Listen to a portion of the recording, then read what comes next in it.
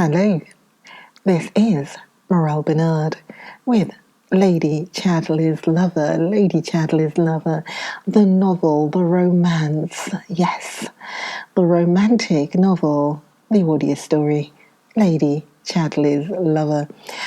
The last words were that if only he would make her a world. She came downstairs, down the steep, narrow wooden stairs. Still, she would be content with this little house, if only it were in a world of its own. He was washed and fresh, and the fire was burning. "Will you eat anything?" he said. "No, only lend me a comb." She followed him into the scullery and combed her hair before the handbreadth of mirror by the back door. Then she was ready to go. She stood in the little front garden looking at the dewy flowers, the grey bed of pinks in bud already. "I would like to have all the rest of the world disappear," she said, "and live with you here." "It won't disappear," he said. They went almost in silence through the lovely dewy wood, but they were together in a world of their own. It was bitter to her to go to Rugby. "I want soon to come and live with you all together," she said as she left him. He smiled, unanswering. She got home quietly and unremarked and went up to her room. There was a letter from Hilda on the breakfast tray. "Father is going to London this week, and I shall call for you on Thursday week, June 17th. You must be ready so that we can go at once. I don't want to waste time at Rugby. It's an awful place. I shall probably stay the night at Retford with the Colemans, so I should be with you for lunch Thursday. Then we could start at tea time and sleep perhaps in Grantham. It is no use our spending an evening with Clifford. If he hates your going, it would be no pleasure to him, so..." She was being pushed round on the chessboard again. Clifford hated her going, but it was only because he didn't feel safe in her absence. Her presence, for some reason, made him feel safe and free to do the things he was occupied with. He was a great deal at the pits and wrestling in spirit with the almost hopeless problems of getting out his coal in the most economical fashion and then selling it when he'd got it out. He knew he ought to find some way of using it or converting it so that he needn't sell it or needn't have the chagrin of failing to sell it. But if he made electric power, could he sell that or use it? And to convert into oil was as yet too costly and too elaborate. To keep industry alive, there must be more industry, like madness. It was a madness, and it required a madman to succeed in it. Well, he was a little mad. Connie thought so. His very intensity and acumen in the affairs of the pit seemed like a manifestation of madness to her. His very inspirations were the inspirations of insanity. He talked to her of all these serious schemes, and she listened in a kind of wonder and let him talk. Then the flow ceased, and he turned on the loudspeaker and became a blank, while apparently schemes coiled on inside him like a kind of dream. And every night now he played pontoon, that game of the Tommies with Mrs. Bolton, gambling with sixpences. And again, in the gambling he was gone, in a kind of unconsciousness or blank intoxication, or intoxication of blankness, whatever it was. Connie could not bear to see him, but when she had gone to bed, he and Mrs. Bolton would gamble until 2 and 3 in the morning, safely, and with strange lust. Mrs. Bolton was caught in the lust as much as Clifford, the more so, and she nearly always lost. She told Connie one day, "I lost 23 shillings to Sir Clifford last night." "And did he take the money from you?" asked Connie, aghast. "Why, of course, my lady. Debt of honour." Connie expostulated roundly and was angry with both of them. The upshot was Sir Clifford raised Mrs. Bolton's wages 100 a year, and she could gamble on that. Meanwhile, it seemed to Connie, Clifford was really going deader. She told him at length she was leaving on the 17th. "17th?" he said. "And when will you be back?" "By the 20th of July at the latest." "Yes, the 20th of July."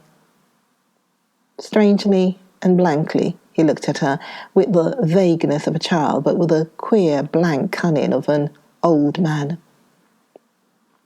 "You won't let me down now, will you?" he said. "How?" "While you're away, I mean. You're sure to come back." "I'm as sure as I can be, if anything, that I shall come back." "Yes, well, 20th of July. He looked at her so strangely. Yet he really wanted her to go. That was so curious. He wanted her to go positively, to have her little adventures and perhaps come home pregnant and all that. At the same time, he was afraid of her going. She was quivering, watching her real opportunity for leaving him altogether, waiting till the time himself should be ripe. She sat and talked to the keeper for going abroad. "And then, when I come back," she said, "I can tell Clifford I must leave him, and you and I can go away. They never need even know it is you. We can go to another country, shall we? To Africa or Australia, shall we?" She was quite thrilled by her plan. "You've never been to the colonies, have you?" he asked her. "No, have you?" "I've been in India and South Africa and Egypt." "Why shouldn't we go to South Africa?" "We might," he said slowly. "Or don't you want to?" she asked. "I don't care. I don't much care what I do." "Doesn't it make you happy?" "Why not?" "We shan't be poor. I have about 600 a year. I wrote and asked that it's not much, but it's enough, isn't it?" "It's riches to me." "Oh, how lovely it will be." "But I ought to get divorced, and so ought you, unless we're going to have complications." There was plenty to think about. Another day she asked him about himself. They were in the hut, and there was a thunderstorm. "And weren't you happy when you were a lieutenant and an officer and a gentleman?" "Happy? All right, I liked my colonel." "Did you love him?" "Yes, I loved him. And did he love you?" "Yes, in a way he loved me." "Tell me about him." "What is there to tell? He had risen from the ranks, he loved the army, and he had never married. He was 20 years older than me. He was a very intelligent man and alone in the army, as such a man is, a passionate man in his way and a very clever officer. I lived under his spell while I was with him. I sort of let him run my life, and I never regret it." "And did you mind very much when he died?" "I was as near death myself, but when I came to, I knew another part of me was finished. But then I had always known it would finish in death. All things do, as far as that goes." She sat and ruminated. The thunder crashed outside. It was like being in a little ark in the flood.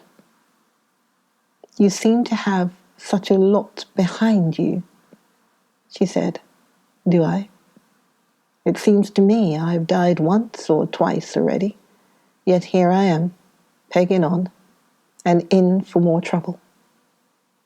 She was thinking hard, yet listening to the storm.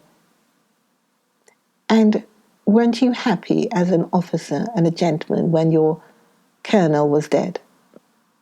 No. There was a mingling lot. He laughed suddenly. The colonel used to say, "Lad, the English middle classes have to chew every mouthful 30 times because their guts are so narrow.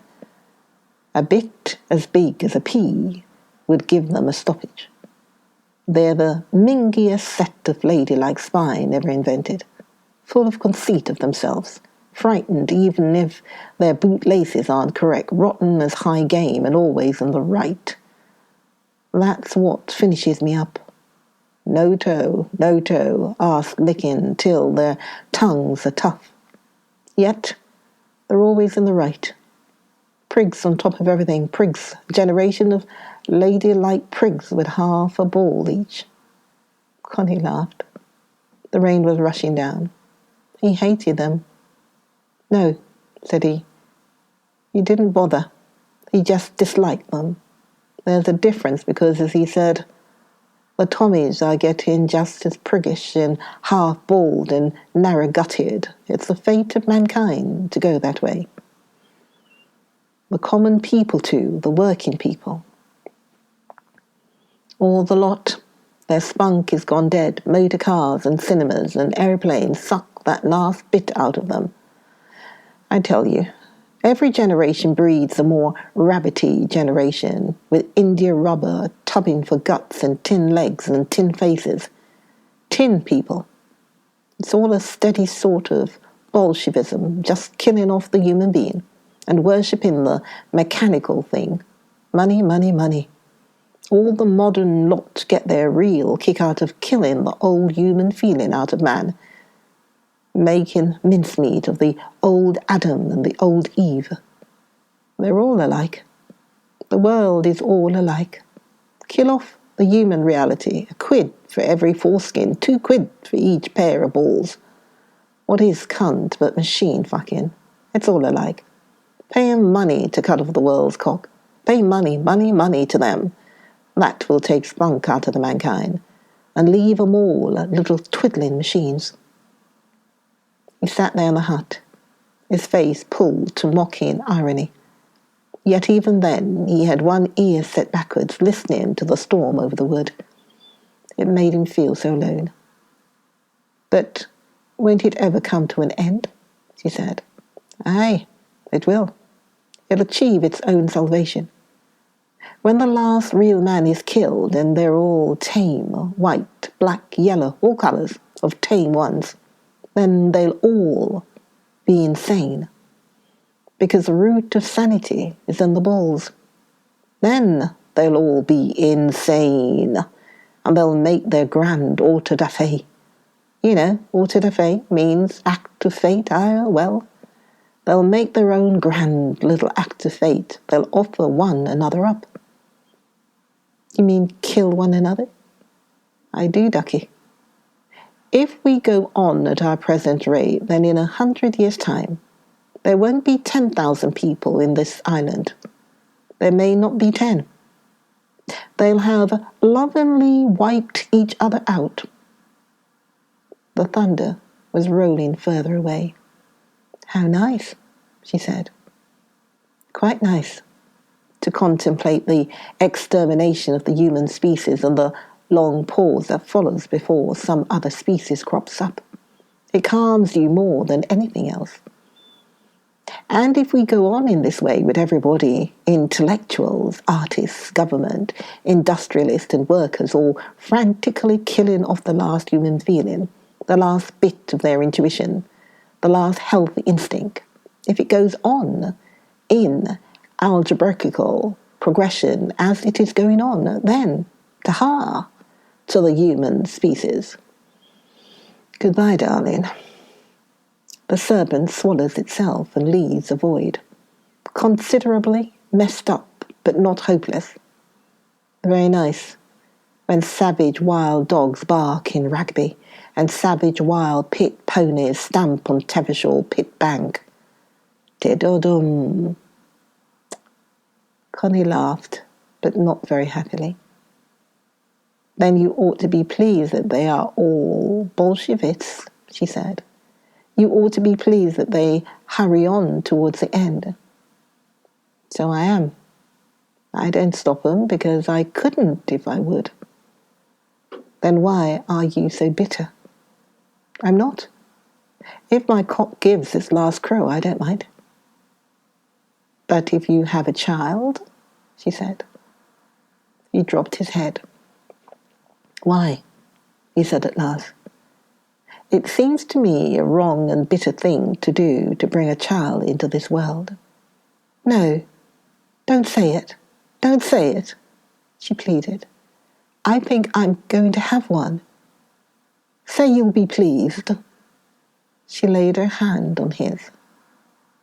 I'm pleased for you to be pleased, he said. But for me, it seems a ghastly treachery to the unborn creature.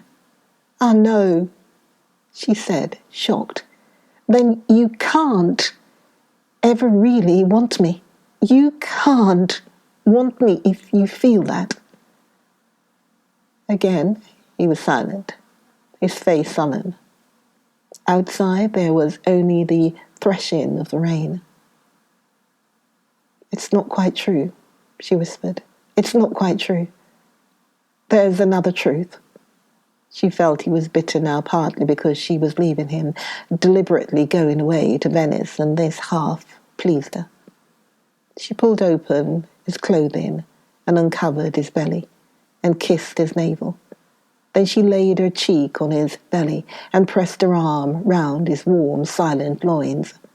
They were alone in the flood. Tell me you want a child in hope, she murmured, pressing her face against his belly. Tell me you do. Why, he said at last, and she felt the curious quiver of changing consciousness and relaxation going through his body.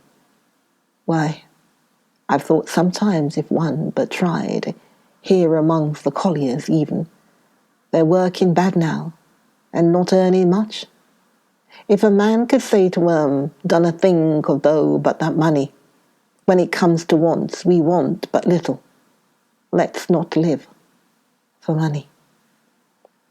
She softly rubbed her cheek on his belly and gathered his balls in her hand. The penis stirred softly with a strange life, but did not rise. The rain beat bruisingly outside. Let's live for something else. Let's not live to take money, neither of ourselves nor for anybody else. Now we're forced to make a bit for ourselves and a fair lot for the bosses. Let's stop it, bit by bit, let's stop it. We needn't rant and rave. Bit by bit, let's drop the whole industrial life and go back. The least little bit of money will do. For everybody, me and you, bosses and masters, even the king. The least little bit of money will really do. Just make up your mind to it, and you've got out of the mess. He paused, then went on. And I'd tell him, look at Joe. He moves lovely. Look how he moves alive and aware. He's beautiful. And look at Jonah. He's clumsy, he's ugly, because he's never willing to rouse himself till look at yourself. One shoulder higher than the other, legs twisted, feet all lumps. What have you done to yourselves with the blasted work? Spoiled yourselves. No need to work that much. Take your clothes off and look at yourself. You ought to be alive and beautiful, and you're ugly and half dead. So I tell 'em. And I'd get my men to wear different clothes, apple-clothes, red trousers, bright red, and little short white jackets. Why, if men had red, fine legs, that alone would change them in a month. They'd begin to be men again, to be men. And the women could dress as they liked. Because if Once the men walked with legs clothed bright scarlet and buttocks nice and showing scarlet under a little white jacket. Then the women had begun to be women. It's because the men aren't men that the women have to be. And in time pull down Tevischal and build a few beautiful buildings that would hold us all, and clean the country up again, and not have many children because the world is overcrowded. Overcrowded. Lady Chatterley's Lover, the novel. The romance of Lady Chatterley's Lover. Join me for the next video. Join me for the next video, Morel Benard. Join me for the next video of Lady Chatterley's Lover. I'll see you then.